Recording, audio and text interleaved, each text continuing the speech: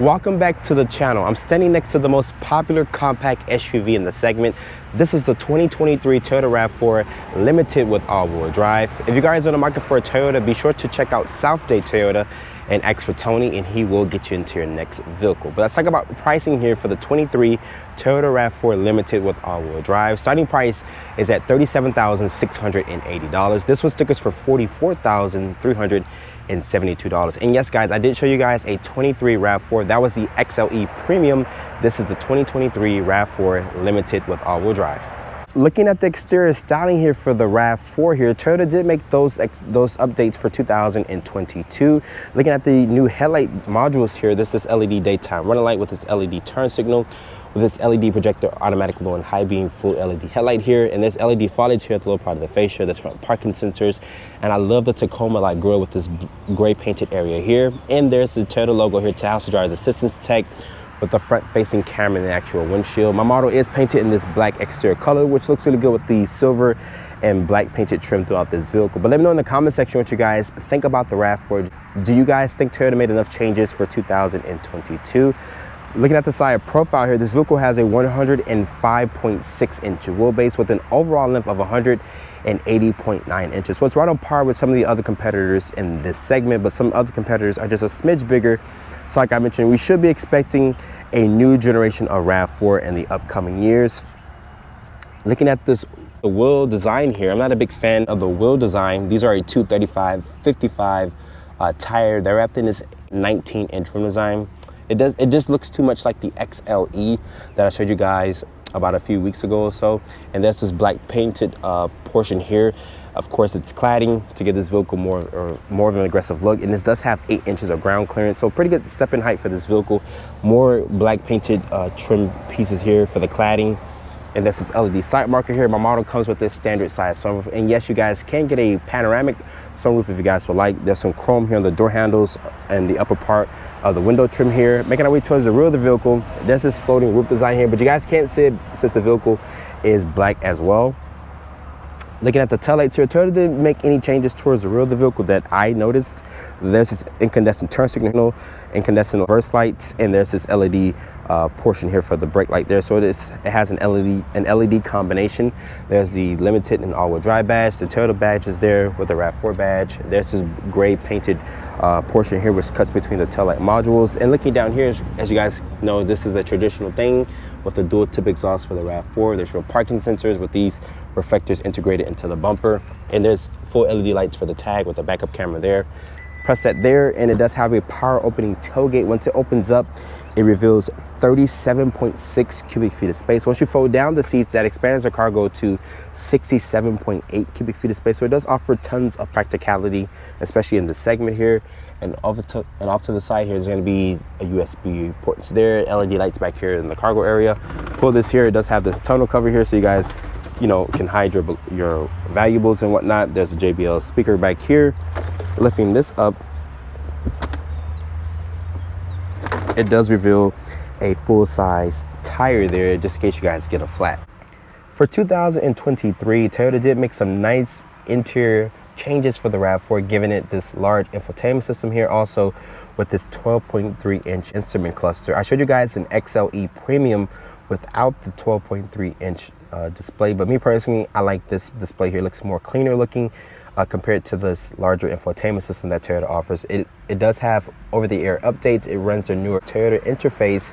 It does support Apple CarPlay and Android Auto wireless. But to start up the vehicle, you guys know, put your foot on the brake and press the stop button right here. And as you guys can see, the gauge will do a nice sweep. It's the same 12.3-inch display that's in the new Highlander, which is really nice tech that Toyota throws in the RAV4. And as you guys can see here, really good visibility throughout this vehicle from the front, the back, and the sides. But shutting the door here, let's talk about the materials here. Going to be a nice leather material here with nice stitching, 2 person memory seats, some nice aluminum accented trim here. Even on the door handle, it's going to be nicely padded here. Large storage and cup holder space here. Your automatic high beam switch, your trip reset computer is there, your trunk release, your fuel cap opener, and your hood latch is down there as well, with this manual tilt and telescoping wheel, which offers good range and adjustability there. The headlight and turn signal stock is there. Wind wiper stock is over here. The stocks do feel really nice, high quality. It's not like the Kia, if you signal left or right, it doesn't give you like a blind view camera, but it does have blind spot monitoring. We're talking about the driver's assistance tech in the driving scene. The materials on the dashboard are gonna be a nice soft touch material as well. And like I mentioned, this vehicle does have over-the-air updates, and it does support Apple CarPlay and Android Auto here. As you guys can see, it starts up very smooth, and my phone is down here, and it does fit my iPhone 14 Pro Max. Just in case you guys are wondering if you have a large phone, will it fit or not. And it does have 3-level heated and cooled seats. Your traction control is there. Very big knobs here for the dual climate control for the passenger. And there's a shelf here, just like on the Highlander, to give you more storage space. They got the glove compartment. It does offer tons of space in there as well. The materials on the dashboard are gonna be a nice soft touch material with this full like stitching here. Like I mentioned, really large display. I like the way that it looks, very bright as well. And going here to the Toyota interface, like I mentioned, this vehicle does have over-the-air updates and whatnot. You can look at vehicle information, which is your trip information, shows you into empty, your history and whatnot. So just in case you guys want to keep track of the vehicle's fuel economy and whatnot. Putting the vehicle into reverse here, it does reveal the backup camera, of course, and it also has road cross traffic alert. There's your trajectory lines there. This does have front and rear parking sensors with the JBL sound system, which sounds pretty good. There's an eco, normal, sport, mud and sand, rock and dirt. Press in for normal, snow mode, and hill descent control. Electronic parking brake, auto hold, 2 cup holders here, and this is the current key fob here for the RAV4, which has a lock, unlock, a trunk release, and a panic button. I'm pretty sure you guys can use the Toyota app in order to remote start and set the climate control to your liking. Above me is going to be full LED lights throughout the cabin with the standard size sunroof. And yes, you guys can go for a panoramic sunroof if you guys truly need that larger sunroof, and you can open and close the shade manually. The seats in here, they do offer some good support and whatnot. They look like they have a new design to them, if I'm not mistaken, but they do look better compared to last year's model. Nice stitching, like I mentioned, really nice, good padding material that Toyota uses here. And you can customize this 12.3-inch instrument cluster here by rubbing your finger on this portion here to show you different things like number 3. There's a number 2 setting here and number 1. So you can, customize it once again to your liking. Now you can also hold and press that. It shows you messages, your speed, your driver's assistance tech. Go over to here. Now you can mess with the driver information, your audio settings, compass, your driver's assistance tech. So very customizable display. You can show eco, tire pressure, a blank page, your fuel economy. So once again, you can customize this 12.3 instrument cluster there. And that's USB charging port, 12 volt. But overall, the interior of the RAV4 is still modern. It's very tech rich now compared to the previous model year. Looking at the interior space of the RAV4, this is why you guys want to put this in your driveway here, because it offers tons of interior space here, especially for a small family. But keep in mind, some of the other competitors, like I mentioned, got just a smidge bigger compared to the RAV4, but it still offers tons of interior space here. And as you guys can see here, the seat is still folded down. It does offer tons of practicality here, but you guys can lift the seat up like that, and it does have this nice recline feature just in case you guys are looking to get comfortable, especially on a long road trip. But let's talk about the materials here on the door panels. The same materials from the front, which is carried over, nice stitching, aluminum trim here. Even on the door handle, it's going to be nicely padded here, and there's a cup holder here in the actual door pocket. This vehicle offers 8 inches of ground clearance, so it doesn't offer a tall step in height, but it is really good, especially if you have somewhat of a smaller child. But I'm 5'8", and I sit back here perfectly fine.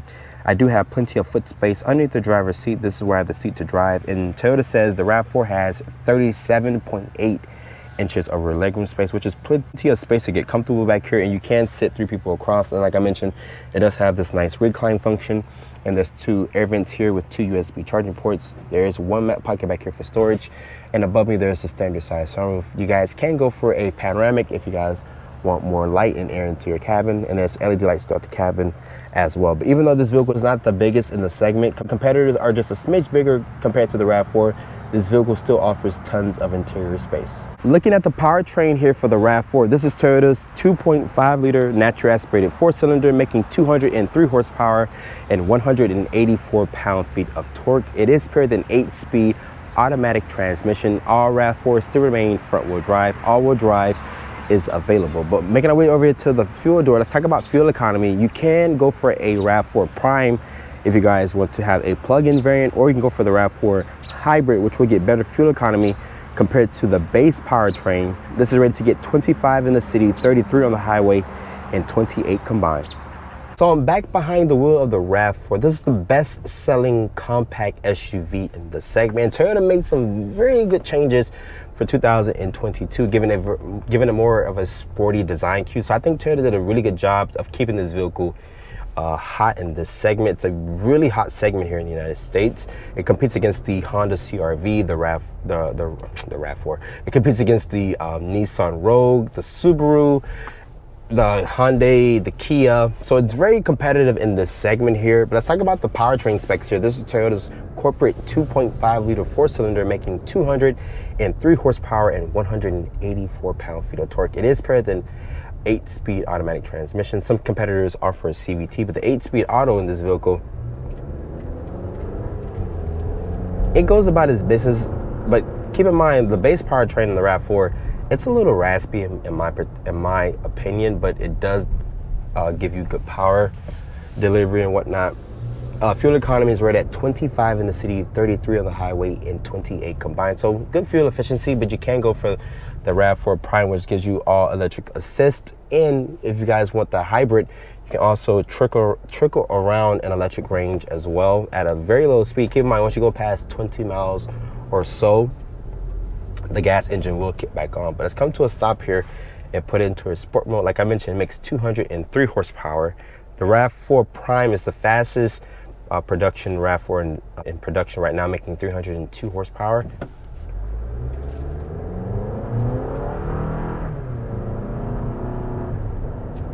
It's pretty adequate power. Like I mentioned, it's not going to blow the doors off anything. I haven't driven the Prime as of this filming, but hopefully Toyota will send me one for a week to test. Fingers crossed on that. But once I get my hands on the Prime, I will bring you guys a full review. Let's talk about visibility wise. This vehicle has great sight lines. You can see how this vehicle well from the front, the back, the sides. It does have blind spot monitoring, forward collision warning, lane keeping assist, rear cross traffic alert. So really good driver's assistance. Is their 2.5 system. It's not the 3.0 system, which is more advanced compared to the 2.5. It's in the newer generation.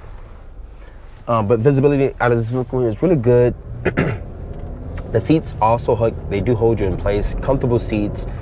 The powertrain delivery is pretty good. Like I mentioned, it's adequate power. It's not going to blow the doors off anything, but it's still fuel efficient as well. Good tech, nice tech for the interior, sporty design cues for the exterior. So Toyota did a really good job, in my opinion, keeping this vehicle competitive. But we should be expecting a new RAV4 in the upcoming years or so as a new generation, and they probably would put the new powertrain from the Highlander into the RAV4, probably so. That's what I'm thinking. You guys can hear that beeping sound because I failed to signal as I was crossing the markers in the road. But the RAV4, it's a good hot seller for Toyota. This vehicle sells 400,000 plus units every single year, so it's a really good volume seller for Toyota. So I can see why a lot of Americans like the RAV4. It offers good technology, good driver assistance, very smooth ride quality, newer tech for this model year. The 2022 was kind of lacking that, but Toyota did rectify that by giving it this 12.3 instrument cluster with this 10.5 infotainment system here. So nice tech once again. But overall, if you guys are looking for the best seller in the compact SUV segment here, the RAV4 is not going to disappoint. After spending time with the 2023 Toyota RAV4 Limited here with all-wheel drive, this vehicle offers a very smooth ride quality. The four-cylinder is a little bit raspy here and there, but it does offer great power delivery. The tech upgrades are wonderful for this model year. We should be expecting a new generation of RAV4 very soon, because Toyota did make the exterior changes for 2022 for the refresh, and then they added the tech upgrades, which is the fully digital display, also the fully digital instrument cluster. With that being said, this vehicle gets great fuel economy, and it still offers to be one of the best selling in this compact SUV segment. With that being said, hope you guys have enjoyed this full review here on the 2023 Toyota RAV4 Limited all-wheel drive. Be sure to follow me on Instagram at Drive On Reviews. Hit that subscribe button and turn on post notifications, and I will see you all in the next review.